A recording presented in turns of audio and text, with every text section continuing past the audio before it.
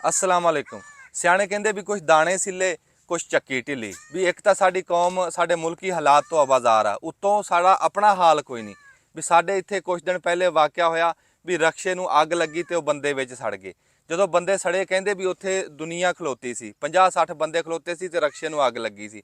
किसी बंदे ने अग नहीं बुझाई भी कोई बुक बुक मिट्टी का सिट दे, कोई पानी की बाल्टी सिट दे भी अग बुझ जाती। भी 3 सड़े सी, चलो किसी एक दी तां जान बच जाती, पर ना सारिਆਂ ने जेबां चों मोबाइल कड्ढे ते वीडियो बनाउण लग गए। वो लाशां की बेहुरमती करन लग गए। किसी मज़हब च किसी माशरे च इजाजत नहीं है भी तुसीं किसी बंदे की मरे हुए की इदां लाश की वीडियो बनाओ, तस्वीरां बनाओ, बेहुरमती करो।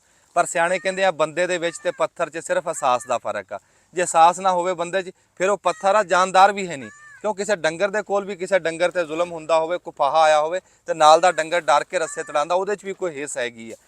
पर बंदे दे विच वो भी साडे इत्थे वो भी खत्म हो गई। जदों किसी माशरे च एहसास ना हो, साडे इत्थे हर शै हैगी आ, तलीम हैगी आ, वसाइल हैगे आ, बाकी हर शै हैगी आ, पर एहसास है नहीं। जदों एहसास ही ना होवे फिर बाकी शावां नूं सिर च मारना। मैं अपने मीडिया चैनल आ जिन्ने भी वो ये तो खबर दिखा दिंदे आ भी इत्थे आ हादसा होया, इत्थे आ होया, पर कोई कौम नूं तलीम भी दवो, दसो भी इत्थे जदों आ होवे ते आ करना, आ होवे ते आ करना। ये नहीं भी वीडियो कढ के ते उत्थे कैमरे चला के कर देना। तुसीं देखिया होना कुछ साल पहलां भी एक वो फोटोग्राफर उन्हें तस्वीर बनाई सी, उन्होंने नाम मिलिया सी पहले नंबर का। भी वो कोई बच्चा बैठा किसी मुल्क दे विच ते एक गिद्ध बैठी आ, वो अड़ीकदी आ भी बच्चा मरे तो मैं इनू खावां। उन्हें वो तस्वीर उदा बना के चढ़ाई सी। कहंदे भी उन्होंने इनाम मिल गया। बाद च जो तनकीद हुई भी तू वो बचाया क्यों नहीं बच्चे नूं, ते वो बंदे ने उस गैरत दे विच खुदकुशी कर ली सी।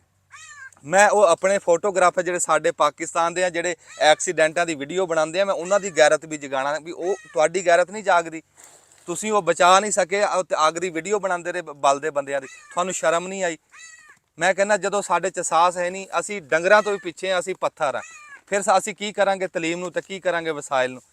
ਜਦੋਂ ਕਿਤੇ ਵਾਕਿਆ ਹੋਵੇ ਨਾ ਇਦਾਂ ਦਾ, ਕੋਈ ਬੰਦਾ ਡੁੱਬਦਾ ਹੋਵੇ, ਕਿਤੇ ਕੋਈ ਐਕਸੀਡੈਂਟ ਹੋਇਆ ਹੋਵੇ, ਸਭ ਤੋਂ ਪਹਿਲਾਂ ਬੰਦੇ ਦੀ ਜਾਨ ਬਚਾਇਆ ਕਰੋ। ਕੈਮਰਾ ਕੱਢ ਕੇ ਉਹ ਵੀਡੀਓ ਨਾ ਬਣਾਇਆ ਕਰੋ, ਬੇਹੁਰਮਤੀ ਨਾ ਕਰਿਆ ਕਰੋ।